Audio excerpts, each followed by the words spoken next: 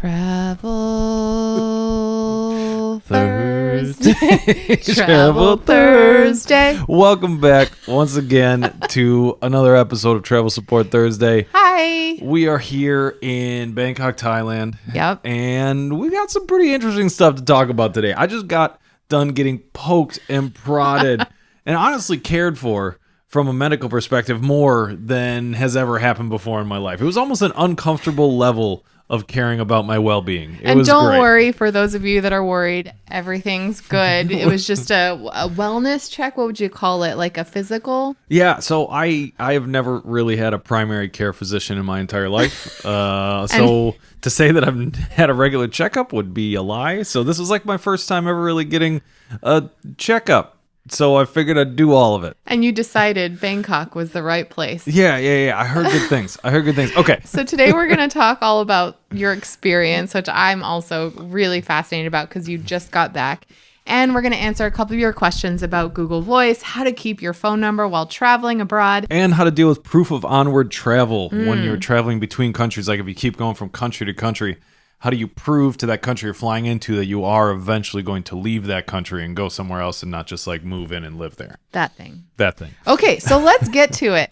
The first question, let's just answer that one because I think it's a really common question that we get, especially from those of you who want to maintain your flexibility while traveling and want to be able to kind of just like see where you go as you travel. How do you handle this? So our first question comes from 777 PAA. Okay. Pa. 777 Pa. Who says, added the new channel, just started following you and enjoying immensely. Thanks so much. One question I have on full-time travel is how everyone manages to enter a country without knowing where you are going next. Don't countries require an exit ticket as part of entry requirements? Would love to know how this works, as I would love to learn how to be more flexible and not have everything planned out to the day. Yeah, so the answer to this is yes, absolutely. Countries do require you to have proof of onward travel or proof of exit. And the way that this normally shows up is like you booked round-trip flights from wherever you are in your home to Tokyo and then back. And what the airlines see then is like, oh, okay, this person is planning on returning back home. They're not just going to move into Japan or just like kind of like disappear and travel nebulously. So because there are rules against that. There are indeed. Okay, so the basic problem here is that when you're traveling like we are, we're normally going from like one foreign country to a different foreign country to another one, and we're not always planned out like where we're going to go next when we arrive into this country. Especially when you're taking a full year off, it's hard to predict. And especially when the rules are constantly changing with entry and exit requirements. Yeah, all the time. All the time this is a struggle for us, just trying to figure out how exactly to book this like onward flight to make the country happy and not actually have to commit to it at all. So there are a bunch of different services out there that provide fake ticket bookings, and they look real and even have a real PNR, which is like a pointer number record, I think is what that stands for. I'm probably wrong. So this service will cost like $15 to $20 per ticket that you book, and it's just a fake flight. That's all, a fully fake flight. But I would really not recommend using this for a bunch of different reasons. One, if you're flying with any sort of real airline and you know the difference, like if you think in your mind when I say that's not a real airline, whatever you're thinking of, that's the one. But if you're flying with any of those like real airlines, they're going to check this record. And this is going to fall through. And how do I know this? Because I have done this and I have screwed up before. Yeah. And what happens then, if they see that you don't have like proof of onward travel before you get on the plane, they just will not let you check in. If you don't have something booked before you step on the plane that shows that you're leaving the country to go somewhere else, you're just going to be standing there in line at check-in, hurriedly booking in probably a very expensive flight showing that you're flying somewhere else. Now, a lot of you might think, well, how often do they really check? Is this a thing Every that they time. actually do for every single person? And we will say in the experience that we've had in the last couple of years, not everybody does their check, but it's definitely not worth risking for the one time that they happen to check. And either you're getting checked right before you actually check in for your flight, before they even let you into the airport, or you're getting upon arrival by immigration, and that's the worst place to be found that you don't have one. So what's the solution? How do you solve this problem? If you don't really know where you're going next, how do you have a flight booked, but something that in case you change your mind, you don't lose all your money on it, right? So There are a couple sites, like Orbitz is one of these, for example, that allow you to have a 24-hour booking window to then get a full refund on whatever flight you've booked. So if right before you get on the plane, or maybe like, the night before, a couple hours before, you just like say, okay, I'm flying to Tokyo and then I have no idea where I'm going next. I'm just going to use this Orbitz 24-hour policy to book a flight from Tokyo onto, let's say, South Korea or something like that for like $50.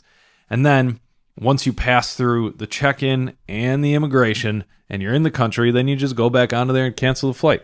And this is also true for using points, for example. And this is the most common way that we handle this is when we have a bunch of Chase points or United, whatever points that we have, we can look for flights that we might reasonably take. And oftentimes we usually end up taking them. But booking Onward flights using points is a really flexible way to do this because more often than not, you can cancel these flights and you can get your points back, or you can change them without any charges. Yeah, American Airlines is the perfect place for this. We always keep at least like 100,000 American Airlines points that we refuse to spend anywhere else because their award cancellation policy says that you can cancel it any time before the flight leaves and they will refund all the booking fees as well as all of the points that you use to actually like get the flight. So we'll just do the same thing that we would do with Orbitz is we'd like book a flight using points on American Airlines. And then right after we're actually in the country, we just cancel it. And then change it. Or keep it. Yeah, or keep it sometimes. Or change it. Yeah. But that's how you solve it. It is I would say annoying to have to deal with this constantly and have to keep thinking about this. But from the country's perspective, I totally understand why they require it, just to kind of keep an eye on everyone who's in their country and to make sure that they understand that their intentions are actually for tourism and not just for like moving in or for doing weird business stuff or any other things that people do when they travel that they shouldn't be doing. What's the phrase like when you've overstay your welcome? That's it. Oh, that's the phrase. Okay, you don't want to overstay your welcome. What a magical moment. This is the first time Lisa has ever gotten a common phrase correctly. Just like you're like, look a horse in the gift mouth. No. Look a gift in the horse. That's not correct. Don't give someone a horse as a gift. How many rules of thumbs? 2 rules of thumbs? How many thumbs has everybody got? How many rules? How many thumbs? She constantly gets these common phrases wrong, but you got one right. Nice. High five. Don't overstay your welcome. Yes. Okay. Visas are very important to follow. Yes. Keep those entry requirements. The other thing that we've noticed too is different countries do different things. I mean, depending on where you are, you can also, if you don't have a flight, you can use ferries. Like we went to, where was it? We went to somewhere. South Korea. We were somewhere. Yeah, we were. I think when we went to South Korea last, they were asking for our, exit itinerary, and we happened to be looking at a ferry from South Korea to Japan, and so we had a reservation, but we didn't have to pay for that reservation yet, and so we were even able to show that reservation to show that hey, we do have a way out. In the end, we ended up not using that reservation and taking a flight out anyway. Yeah. So lots of different ways to handle this. Train reservations, flights. And for those of you that don't have points, it's also very common for people to just book what they call throwaway flights. Unfortunately, wasteful and, it costs some money, but there are a ton of not real airlines that run all the time for very cheap fares between different countries. So if you're in a bind, that's also a possibility. Yeah, absolutely. It's all about showing intent. Like upon arrival of the countries, you're basically showing with proof that you have intent to eventually leave. And you have intent not to overstay your welcome. Yes. And that the entirety of the time that you're going to be there, you're going to be doing tourist stuff. And that you're not there for any other weirder reasons that sometimes happen. Yeah. That's all it's about. We totally get this scenario. You want the flexibility to be able to travel freely and say, yeah, I want to go to this country, or depending on the weather, or depending on what changes occur, you want the flexibility to go to different places. I think we've just now started thinking of these like Onward bookings as just one of the like taxes that you have to pay for the luxury of travel. So yeah. Hope that helps answer your question. Yeah. If any of you have any other suggestions or thoughts on what has worked for you, let us know in the comments below. So our next question comes from Wayne Go Productions, who actually mentioned that, last week we talked about how the really weird parts about the bathroom stalls in the U.S. have the gaps. They said that the bathroom stall doors, I believe, are for mopping and ventilation. I hear you, but like if you go to like a bathroom in Japan, there's no gap, there's no anything, and it doesn't smell bad, and it's way cleaner than any bathroom I've ever been at in the United States. Like it's probably like a safety and security thing. Maybe. I mean, how many times have you gone to the bathroom and then you accidentally make eye contact with the person that's like waiting to use the restroom? It's very uncomfortable. But I appreciate the theory. We don't need to talk about toilets today. I can talk about this all day. That was last week. Okay. So Wayne Go Production asks, can you explain Google Voice? Okay. I've watched some videos, but they haven't been the best. It looks like some people add Skype as well. I don't think you need to add Skype, just looking for the best way to keep my number and still have two-factor verification. Okay. Which, is a really important concept, especially also if you're doing full-time, long-term traveling. Yes. Okay, so let's describe the problem first. So you're from the United States, or really from any country, and you're traveling to somewhere else.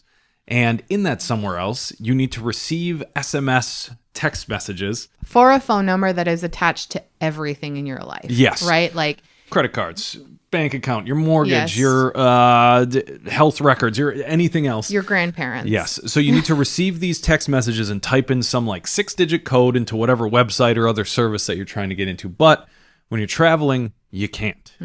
Because you don't have access to that phone number because it doesn't work in Japan or in Europe or in wherever else you happen to be. Unless you have unless you plan to take your like AT&T or T-Mobile plan and phone number, make it international, which is very, very pricey, especially if you're doing long-term travel. So that is one possible solution, and I think that works just fine if you're just going on like a 2-week trip. Sure. If you're going on 2-weeker, maybe don't go through all this riffraff of trying to like move your number to a new service. Just like pay the ridiculous surcharge that AT&T gives you of like $10 to $20 per day and just turn on the international plan, and then you'll be able to get and receive these text messages, and it'll be just like you're at home. Google Fi also used to be a good option for this as well. That's what I used to use. It got really expensive. It got really expensive, and if you're away from home for more than a couple months and using data, they will just straight up shut down the service from you, and it makes it really, really hard because you're in another country, and then you need to somehow negotiate moving your number to some other service. Yeah.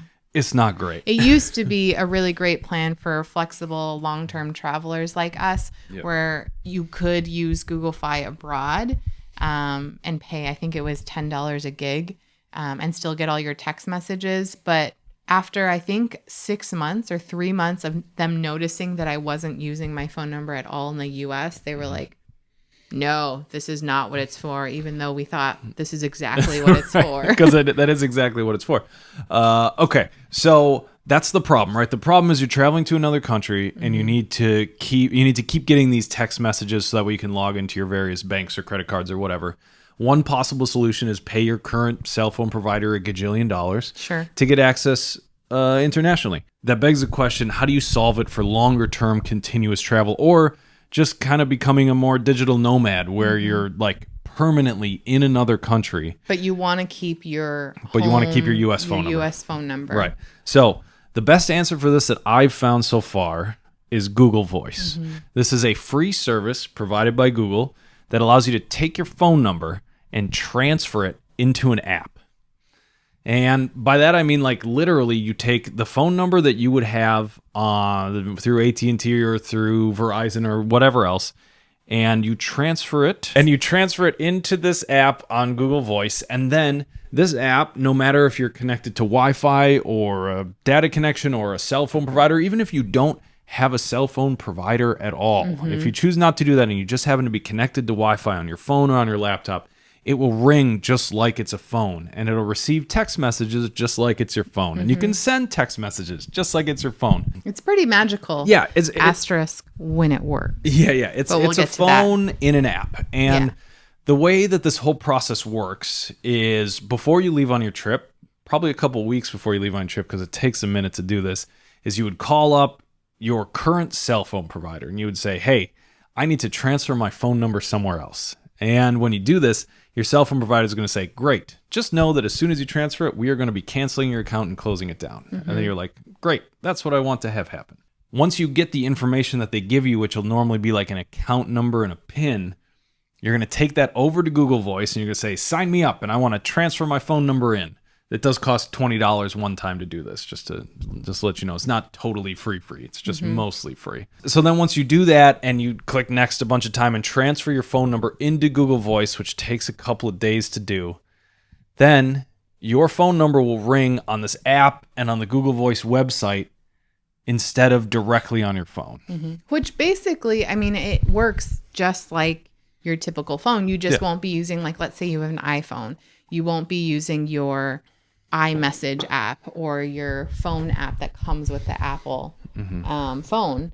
You'll be using the Google Voice phone. But I think you missed. So there's one important step before you do all of that. Okay. And the very first, most important step before you like call your plan to tell them this or even try, this route is to check with Google Voice to see if your phone can even be ported. Because there are, for some reason, certain area codes, certain phone numbers that cannot be ported to Google Voice. So my phone number, for example, before we left for our trip, could not be ported to Google Voice. No matter how many times I check, I thought maybe over a year or a course of a few months, Google Voice would be able to port that number. But for whatever reason, my area code was never able to be ported to Google Voice. So I could not use this service at all. Yeah, but what you could have done is just get a brand new phone number, which is what you ended up doing. Yeah.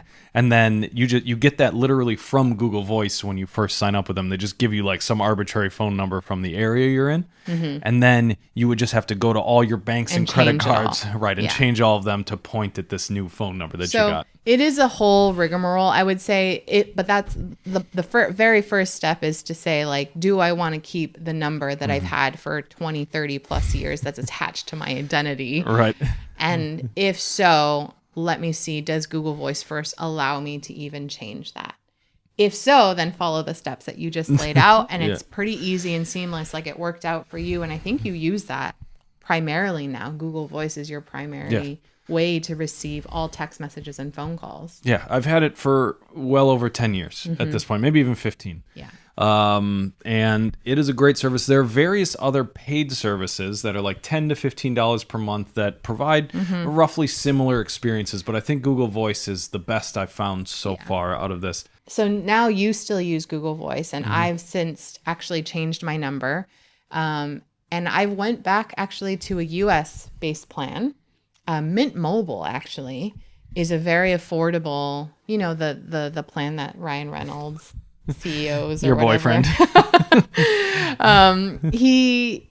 Mint Mobile is a really affordable way to get a phone plan. And the thing that's awesome about it, and this is why I switched over, is they have Wi-Fi calling capability, which just means that when I'm abroad or anywhere and I don't have data. So like Mint Mobile only works in the US, right? So when I'm back at home, I can use my phone number as is and it's no problem. But when we're traveling, I get a data plan like Ubigi, Airalo, and I can use data as we're traveling about. I won't get any text messages to my number unless I'm on Wi-Fi. So when I'm on Wi-Fi, I can toggle my cell phone plan back to my original number, and I'll get those SMS numbers. I'll get those SMS texts. I'll get the phone calls that I need from my OG number. Hopefully that's helpful. It's a very complicated. Every time we talk about this, my mind just whirls. Yeah, and the problem in this whole thing is these banks unwilling to accept new technology. That's all it is. They just like all this stuff like authentication apps and WhatsApp and all these other options. Email has existed forever, but they are just so insistent on keeping it in a text message, even though it's such a stupid way to do it. Tell us how you really feel. I have so many feelings. Okay, let's talk about healthcare. Okay. I want to talk about I want to talk about real feelings. Okay. I want to talk about my experience. So tell the people where you just came back from and what happened in every excruciating detail. Okay, so this journey began a couple of months ago when I was trying to like navigate the just preposterousness of the US based healthcare system, which I think we won't go into many details. No, but anybody who's used it, anyone who's in the US and has tried to use our healthcare system, they know what I'm talking about. It's a challenge. It's definitely a challenge. So I was trying to get some help. I was trying to get checkups. I was just trying to be more proactive with my healthcare. Previous to this, I had just kind of treated it like a break fix system. I would only see the doctor when something was wrong. If my arm was broken, that was like the last time that I really saw a doctor, and that was like 20 years ago. Yeah. And I was trying to look at healthcare more of the way that I see the rest of the world look at it, which is like you go to the doctor when you're healthy and you say like, okay, take a look at me. I'm healthy right now. Tell me how I can stay that way. Whereas in the US, I think generally our look at it is like, oh God, I'm sick and things are bad. Please fix me. And I think that those two viewpoints, I think I more gravitate towards the like, I'm healthy right now. Please keep me healthy. Because that means that I don't have to get super sick before I see the doctor. Yeah. But trying to do that in the United States is a challenge in its own. The next available checkup appointment, 4 months away. So I'm just kind of stuck here. I'm like, okay, but like, I really do want to check up. So what do I do? So then I started looking online of the places that we were traveling to. And it turns out that this is a whole industry here in Thailand, a massive industry, not just in Thailand, but all across the world. Yeah. Japan. Huge industry. Medical tourism is the name of it. And the thing that I signed up for at Bangkok hospitals after doing much searching was just the everything checkup. And they have multiple levels of this thing, and they name it cool things like executive checkup or like advanced super checkup and things like that. And they do have, like, you look at their website, they have things for like male, female, like specific what you need, how old you are, which I appreciate, right? Like not every 25-year-old needs to get their prostate checks.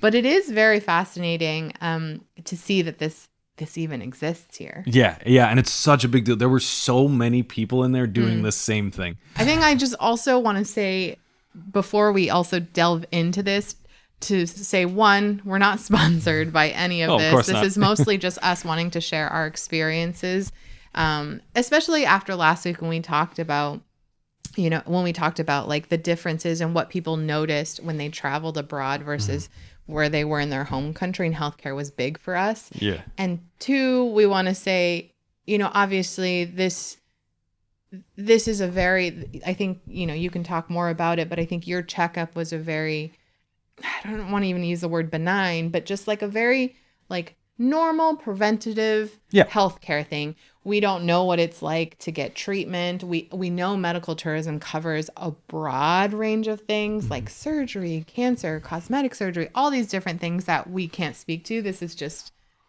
I just want to caveat there. Yeah. So basically everything was fine. I didn't really have any specific reason to do that. I don't think I've ever really had a primary care physician in my entire life. Since you were at like least a my kid, entire adult you had life. a pediatrician. Yeah, I had a pediatrician, and I think that was the last time because I treated this system as like something that you never use. Like in the United States, I treated healthcare as something you only use as the very last resort.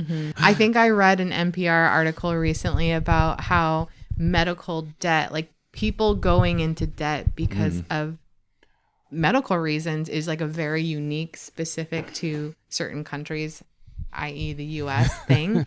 And I never thought about that concept that like people can go into debt, for catastrophes. You assume that like insurance and having employment with an employer who offers health insurance will help you. Yeah. But anyway, we won't go into that because it feels like a problem that I just can't think about now. Let's talk about your experience. Walk us through what it was like to walk in and make this appointment. Okay, so after looking at all the various packages, I just was like, just give me the everything.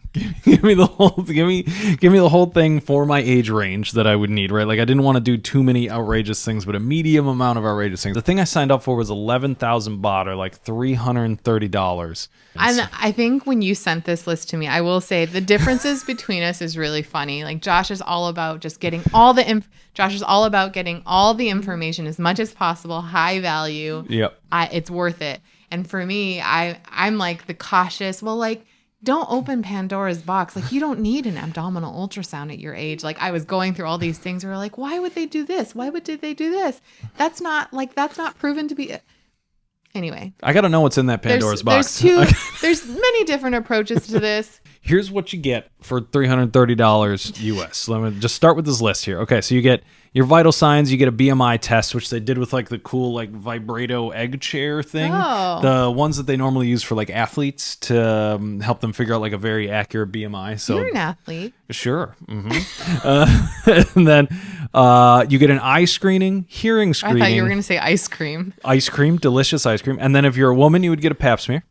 And then you get a blood test, and they did a lot of blood tests. So complete blood count, sugar profile, fasting, lipid profile, kidney, uric acid, liver function test, thyroid test, and they check for any tumor markers.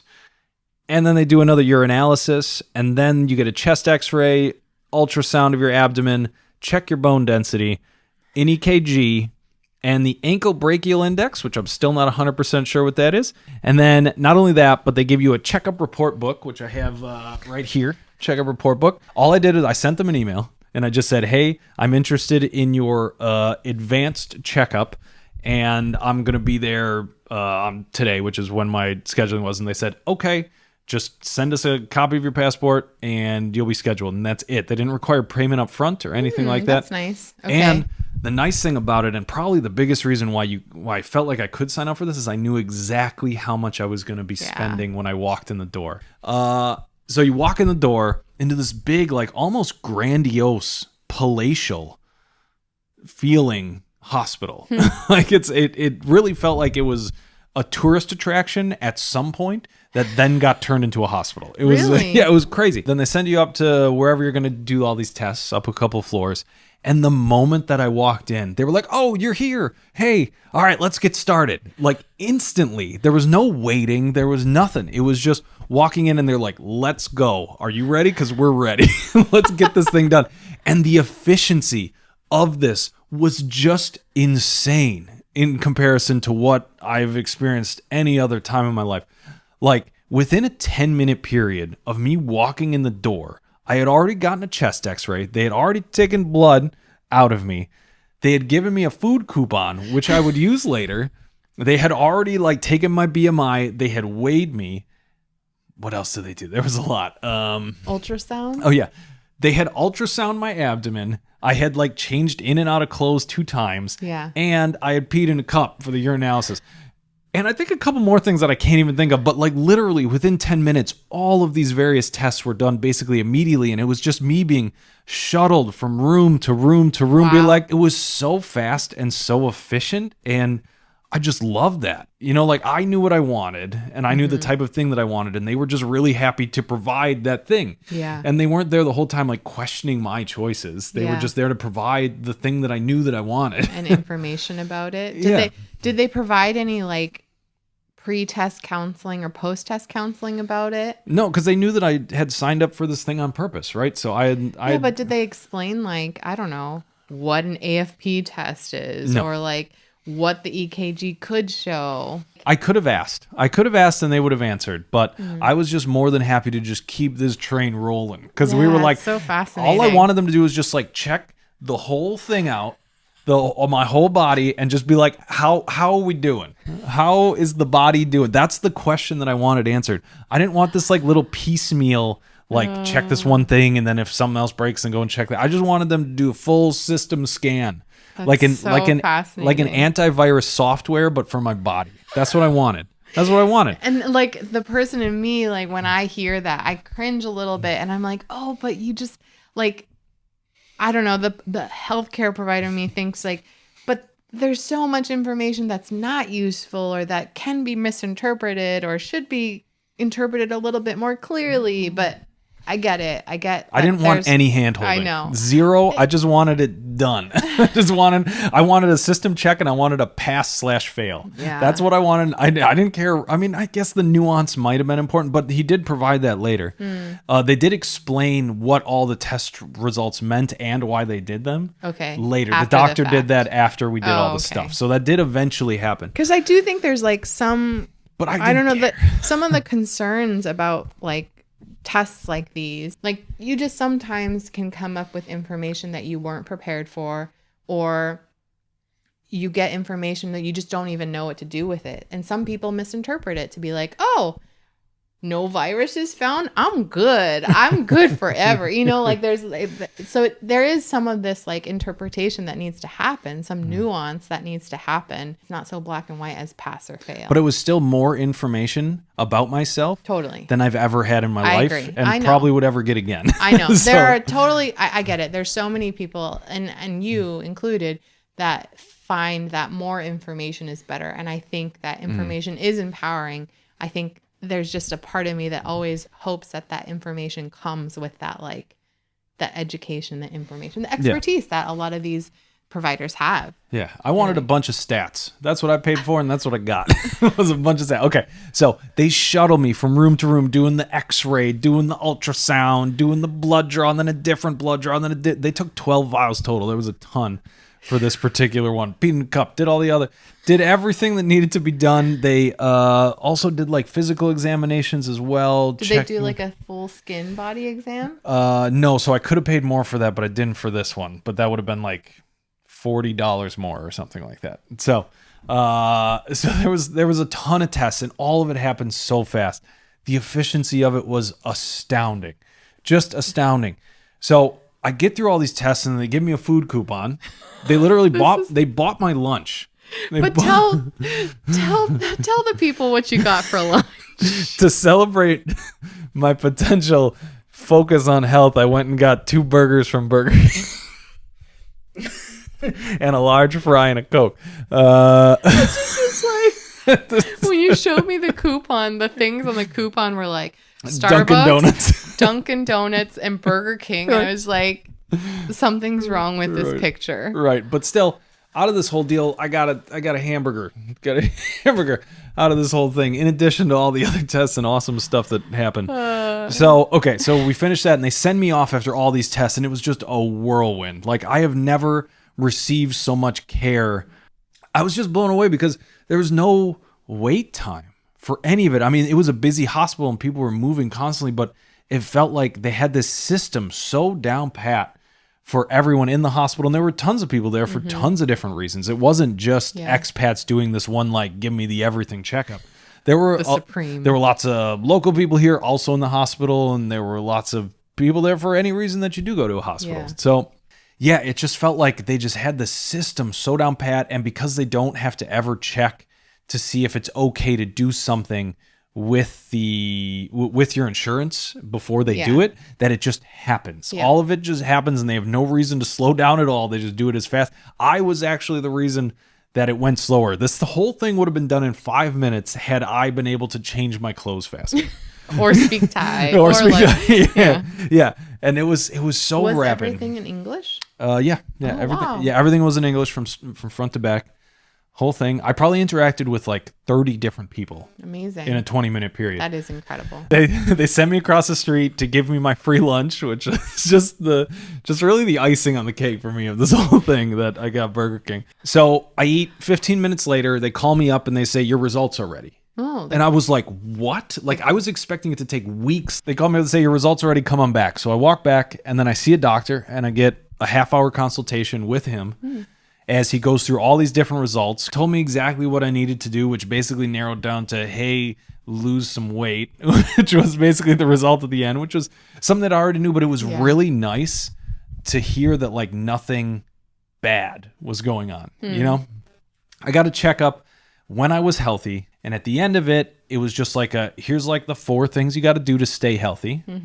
So just do those things. I also got tons of stats and tons of other information about myself. Amazing. And they sent you home with the medical records too, so that way, if you do find a primary care physician, which maybe you should, you can share this with them. Yeah, it's a checkup. Yeah, I don't know why this is so novel to me, but it was like mind blowing to get like a health report for my own body. No, that's true. And then be able to understand, like, hey, here's the couple things you need to do that are good preventative care for yourself, to take care of yourself.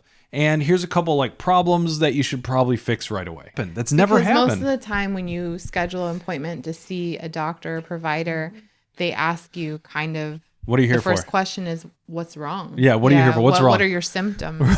Right. Yeah. Yeah, it's never just, oh, I'm here to see what's going on with this. It's like, I'm broken and I need this one thing fixed. And I had never experienced healthcare like that. And it was just so cool of an experience and so efficient just to see how well healthcare can really be run. I'm sure there's so many things that we can't see as tourists and as visitors that come for like these appointments or these small slivers of moments, for these kinds of exams. But it is incredible. I mean, even you talking about this just now, like I was thinking about it was 2 years ago that we were here. And this was at a time when, COVID was still happening and vaccines were very much being provided. And we were traveling at the time when there was a recommendation for people to get like their second or maybe even third vaccine. And there was this question of like, well, should we go home and try to get it? Maybe there'll be a wait list. Will we even be able to come back out and finish our travels if we get it? And we just happened upon, like, we were taking a train from Chiang Mai to Bangkok, I think. And we happened upon the largest train station, and there were loads, like tens of thousands of people. Maybe even 100,000. Maybe even 100,000 people there. They were just vaccinating people, and they were just providing these vaccines. And we were just, travelers that were like, we don't live here, but is this available for people that don't live here? And they said, totally. Come in, show us your passport, show us your vaccine cards.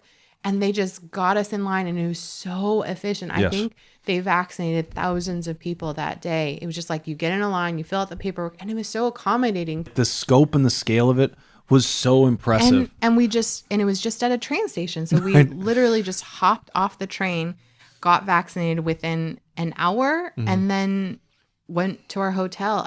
I mean, again, like, I don't think we know the complete nuances of what it's like to live here and what it's like to live here and be from Thailand and be from Bangkok and get healthcare. Yeah. But that experience helped me see, like, there are so many ways to do things. And it kind of highlights what we talked about last week, which is traveling opens your eyes to the ways that different countries and cultures approach things that we could use. For sure. Yeah. For sure. Yeah. And I think, I don't know, talking about this, like, you might be listening to this, and depending on how your experience has been with healthcare and where you're from, you might be like, that sounds crazy that you wouldn't receive that back at home. Or you might be like, I totally get that. I totally or feel you that. Might feel like, I would never do that because you're, you have what you need, which is awesome. Yeah. But I would say for this being my first real experience, well, not really. For this being my first real checkup in forever, I thought this was amazing. I thought this was just incredible, and what a cool service to offer for people out there.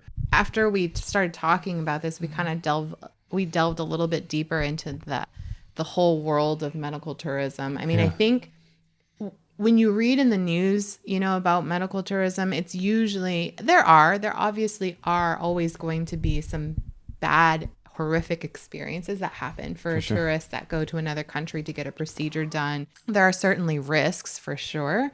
But I think, the news don't always highlight the things that are really, really great about healthcare systems abroad as well. Yeah, so 100%. I've never felt so cared for in like a medical setting before as I did today. Like, everyone was like very focused, very kind, taking their time, even though they were obviously doing it as fast as they possibly could. But it just felt like they were so focused on like my health and well-being and like getting to these results as fast as they could. So that way the doctor could like analyze them and then tell me what needed to be done, that I just felt really taken care of throughout the entire process. And I felt like I got way more than I paid for. I don't think we mean to, drag on about the U.S. healthcare system. It's just the only thing I have to compare what I just experienced to. Sure. Like, it's the only thing I really know. And I don't think we mean to make sweeping generalizations about all clinics are all providers. Obviously, we know a lot of amazing providers and amazing clinics, and every situation is so different. But I think I don't know, if anything, I feel like traveling has done is just open my eyes to the possibility that like there are so many other cool ways to do things, including healthcare. Yeah, I had a great time getting poked and prodded all day and eating Burger and King. eating the health food that is Burger King. I don't know. I thought sharing this experience would be I don't know, kind of interesting. We would love to hear your perspective out there. If any of you guys have done medical tourism, good or bad, I would love to have this like start a conversation of what this felt like. I obviously had a very positive experience today. I'm sure other people have had different experiences. Yeah. That is it for today's episode on medical tourism, Google Voice, and the intricacies of Burger King faking out countries to let you into them. So hope you enjoyed this one. We will see you next week.